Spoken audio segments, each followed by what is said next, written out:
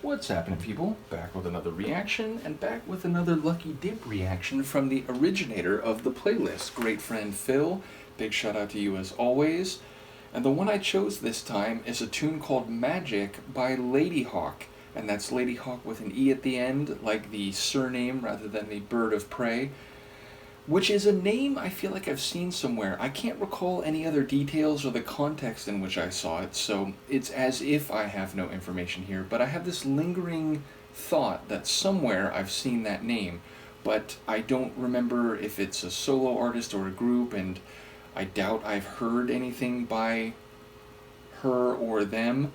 So yes, in any case, the track is Magic. I just did a reaction not too long ago for a Bruce Springsteen song of the same name, so I will try not to repeat everything I said there, but magic, as it is often used, refers to some action, some event, some process, some activity that exceeds the physical, chemical nature of reality, that is supernatural in a more literal sense. Now, of course, people can use the term and the concept in a colloquial way which doesn't actually speak to something metaphysical or spiritual, but rather just something that is exceptional, anomalous, unusual, and in that regard, remarkable. So yeah, I don't know quite what level to expect, and ultimately, as I said, I have this vague notion that I'm familiar with the name Ladyhawke but can't place it, so let's give it a listen. This is Ladyhawke, the track is Magic,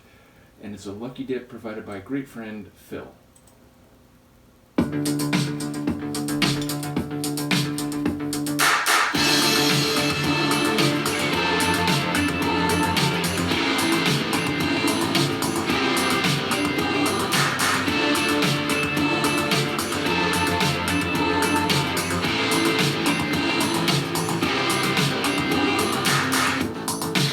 To my show, and I saw you in the crowd. I didn't know your name, I didn't know your name.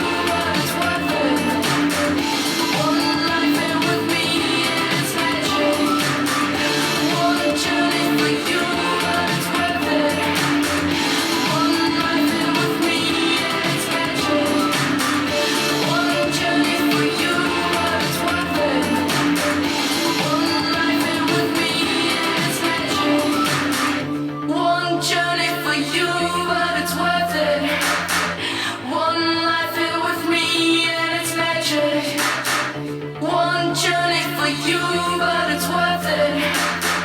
One life here with me, and it's magic. What was the word after life? Is that the whole song? I'm trying to figure out. Okay, one journey for you, but it's worth it. One life and with me, and it's magic. I'd like life end. I don't know what that phrase was, and obviously that's a crucial part of understanding what's happening here, though I heard enough of the other lines to maybe have a sketch of what's taking place.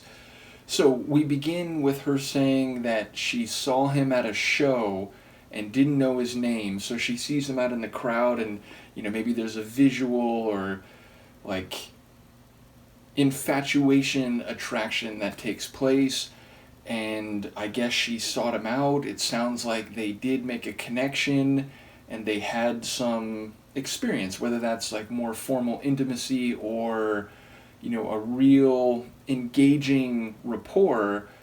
But then it sounds like over time she feels like he's taking her for granted, which is interesting, right? Like if she's the musician and he was in the crowd, normally you'd think it'd be flipped, where it's, he would be the groupie, so to speak, or he would be the starstruck regular person who's just happy to be in the presence of this singer or, celebrity of some kind.